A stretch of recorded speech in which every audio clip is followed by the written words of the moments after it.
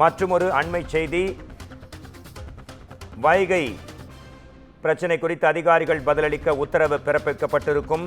அண்மை செய்தி, வைகை ஆற்றின் நீர் அசுத்தம் அடைந்திருப்பது ஆய்வில் உறுதியாக இருக்கிறது என்ற மனுவில் தெரிவிக்கப்பட்டது. கழிவுநீர் கலப்பதை தடுக்கும் நோக்கில் சிறப்பு குழு ஒன்றை அமைத்து நேரடியாக ஆய்வு செய்ய வேண்டும் என்றும், வைகை ஆற்றை அசுத்தப்படுத்தியவர்களிடம் இழப்பீடு வசூலித்து அந்த தொகை ஆற்றை மறுசீரமைத்து சுத்தம் செய்ய பயன்படுத்த வேண்டும் என்றும் சம்பந்தப்பட்ட அதிகாரிகள் இதுகுறித்து பதில் வழங்க உத்தரவிட்டு டிசம்பர் 6ஆம் தேதிக்கு வழக்கு விசாரணை ஒத்திவைக்கப்பட்டிருக்கும். அண்மை செய்தி இது.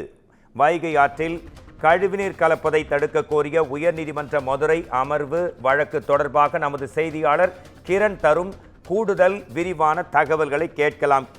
உங்கள் தகவல்களை தரலாம் நீங்கள்.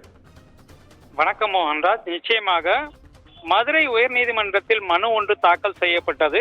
அதில் வைகை ஆறு தேனி மாவட்டம் வருசநாடு பகுதியில் உற்பத்தியாகி தேனி, திண்டுக்கல், மதுரை, சிவகங்கை, ராமநாதபுரம் ஆகிய மாவட்டங்கள் வழியாக சென்று கடலில் கலக்கிறது என்றும், சுமார் 295 கிலோமீட்டர் பயணிக்கும் வைகை ஆற்றங்கரையில் பல்வேறு வகை மரங்கள் அடர்த்தியாக இருந்தன.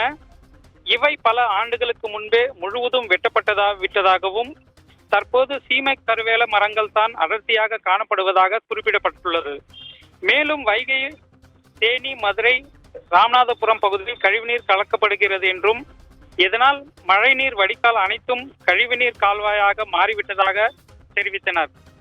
வைகை ஆற்றின் நீர் அசுத்தம் அடைந்து இருப்பதும் ஆய்வில் உறுதியாக உள்ளதாக தெரிவித்தனர்.